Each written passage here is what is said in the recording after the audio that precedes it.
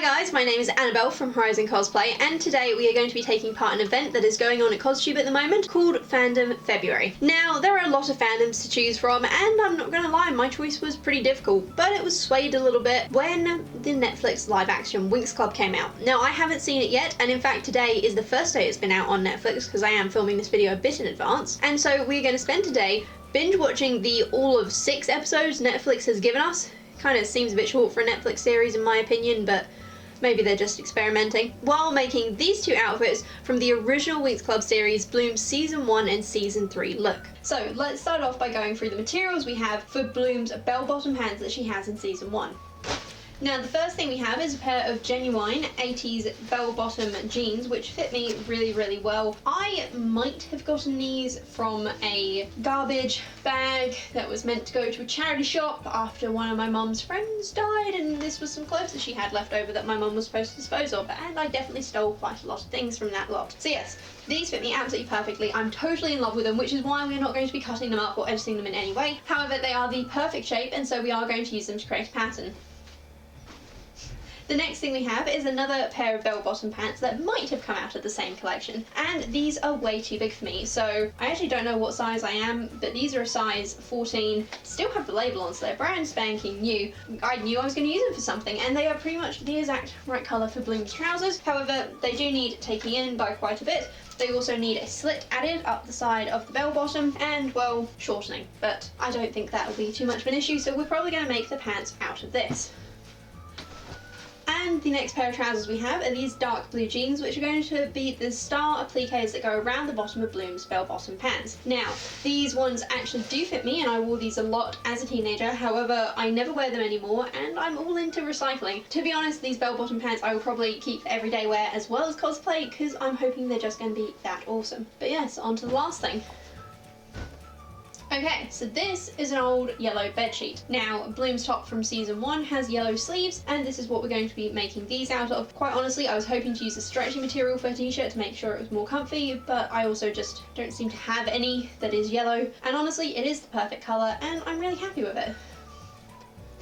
And this, guys, is some very nice fabric. This is nice stretchy blue fabric with a nice leaf pattern. Here, we'll give you a close-up. Anyway, this fabric is something that I actually stole from my school when I was about 15, because I did a textile GCSE at one point, and I used to steal all the scrap fabric that I never used. Bloom's t-shirt is a bit plain in the series. I just kind of want something that's fashionable, and again, I want it for everyday wear, because when cosplays double up as actual clothes, that is the best thing. The first thing I did was put the jeans that were way too big for me on, and then get my pins to, well, pin the excess into place.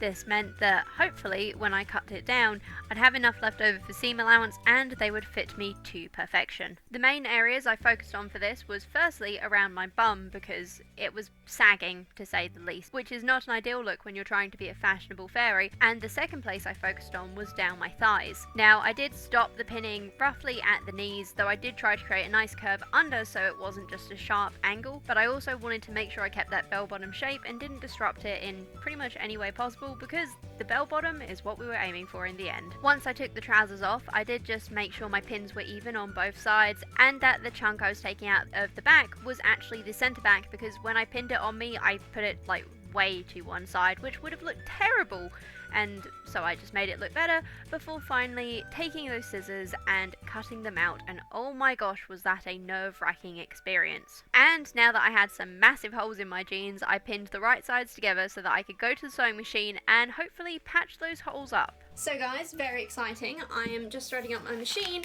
and I finally get to use one of the presents that my mum got me for Christmas, which is a new hemming foot. I'm really, really excited because I broke my other hemming foot just before I left New Zealand, and I hadn't had it replaced. So this is going to be fun.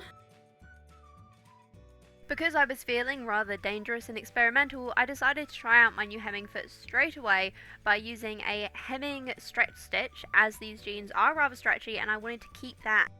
Once the waist was all sewn up and I was happy that it fit, I'd actually picked off a belt loop from the back of the jeans, and I decided to hand stitch it back on just in case I ever did want to wear belts with these jeans, because that back belt loop, it'll come in handy at some point, I'm sure. Once that was done, I double checked the fit of the jeans, just making sure that my thighs and knees fit in it very snugly, and they looked good, pretty much. And then I cut some giant holes in the side of them, because that's what you do with your favourite pieces of clothing.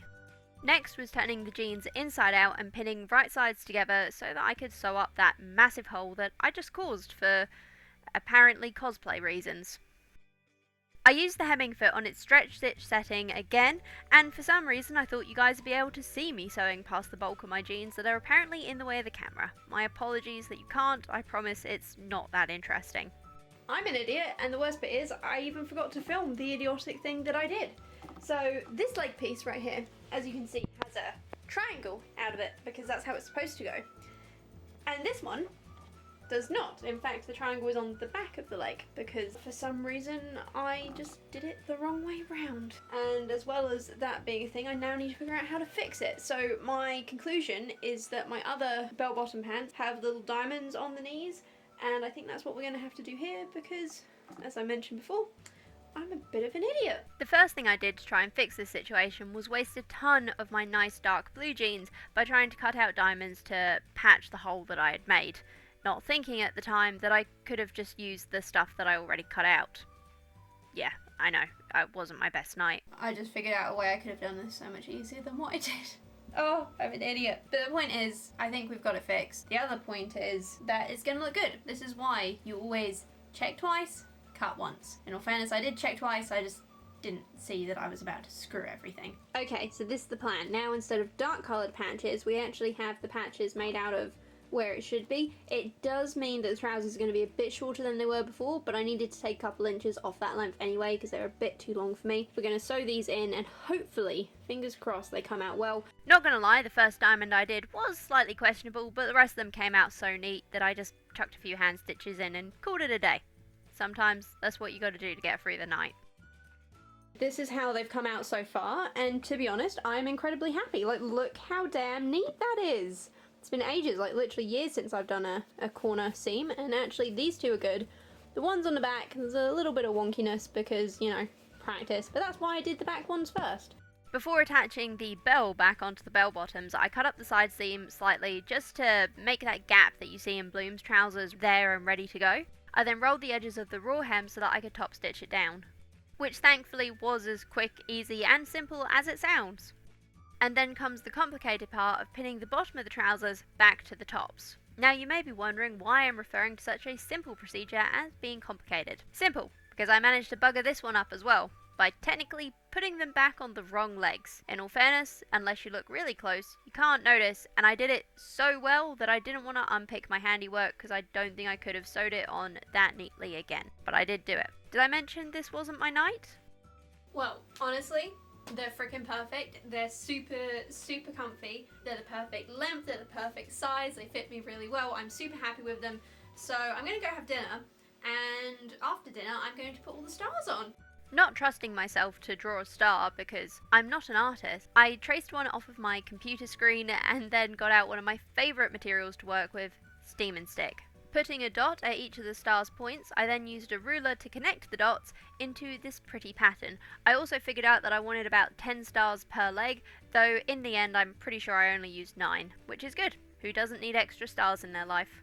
Once they were all drawn out and I was perfectly happy with them, I cut the sheet in half so that it would fit on the leg of the dark jean pants that I'd cut up earlier in the video. Following the steam and stick instructions, I then ironed it directly onto the pants legs of my jeans. Though, side note here, stretchy denim is not the ideal fabric to be using with steam and stick, as I did find it came loose later in the day. I then cut each and every one of those 40 beautiful denim stars out by hand, something that took a considerable amount of time. Though not totally unexpected, it was relatively annoying. So, we finished cutting out the stars. Whoop whoop, look how beautiful and neat they are. I'm using steam and stick, which hopefully should stop them from fraying too much. We're going to place them on here. 1, 2, 3, 4 up the side, then just as the rest basically going down here. The 4 is accurate, this is not. Will survive. Hopefully I'll just iron these on. I'm just going to get on and place them.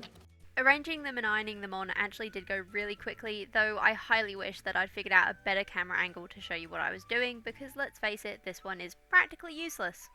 Alrighty guys, the steam stick is all done and we officially have stars on the trousers. Now you might be able to see there's still pins in the stars, and this is because I have discovered that the steam stick does not work nearly as well on denim as I would ideally like. I actually think what I'm going to do is go around the edge and just hand stitch each of the stars. The good news is that the stars aren't fraying at all. And so the hand stitching saga begun, and this, guys, is how I managed to pull an all-nighter sewing appliques onto a pair of cosplay jeans. For the record, 110% worth it though.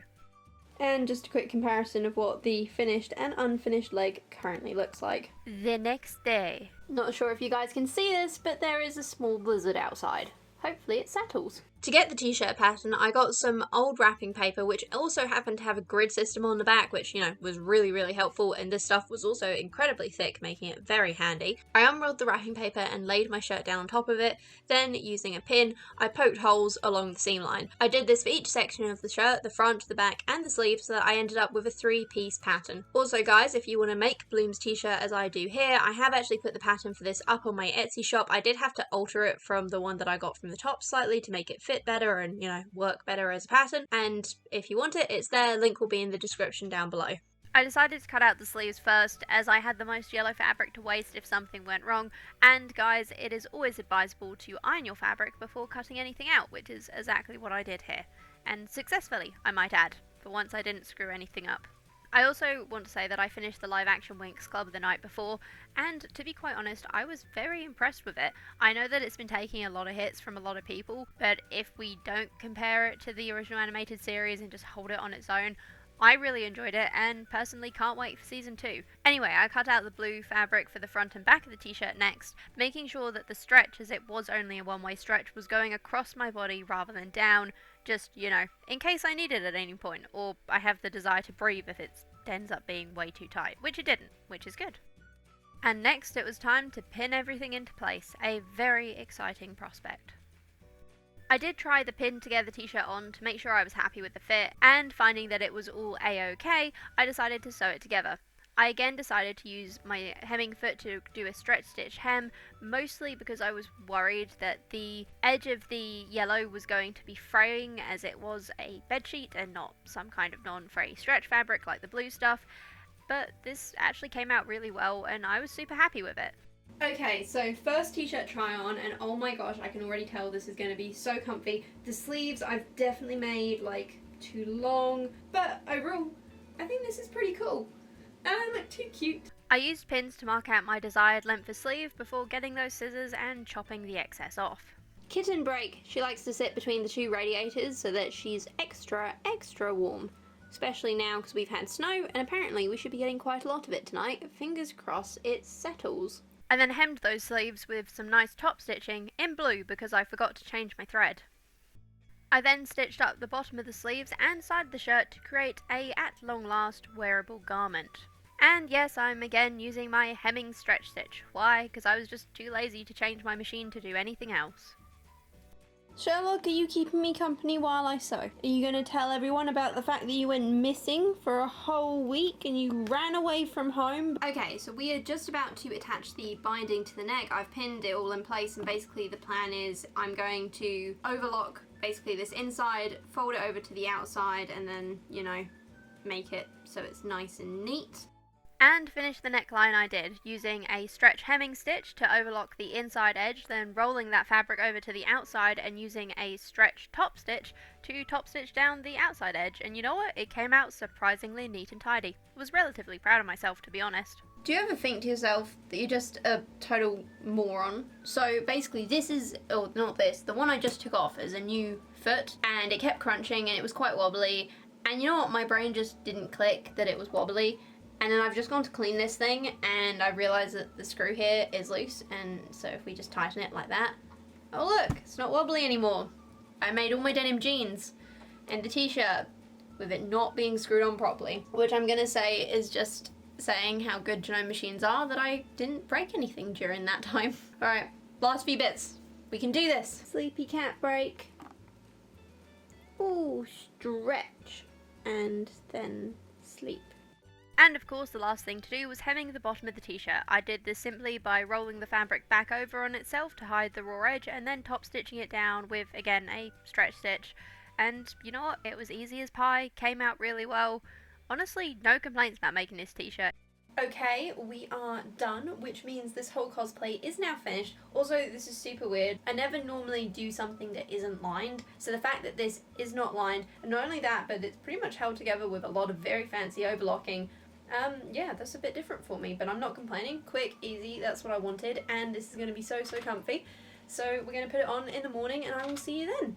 The next day. Well, yesterday I said hopefully we'd get some more snow, and we did, and it's still going. So hopefully we get some more and we can take some photos in it, because look how pretty it is. You guys know me well enough by now that I'm sure you understand that I am indeed crazy enough to go out in the snow in nothing more than t-shirt and jeans to take lovely aesthetic looking pictures. Except we took the video and totally forgot to take any pictures, and then we got into a really big snowball fight that totally ruined my makeup, but 110% everything was totally worth it. So, here, have some nice aesthetic video of me freezing off my ass.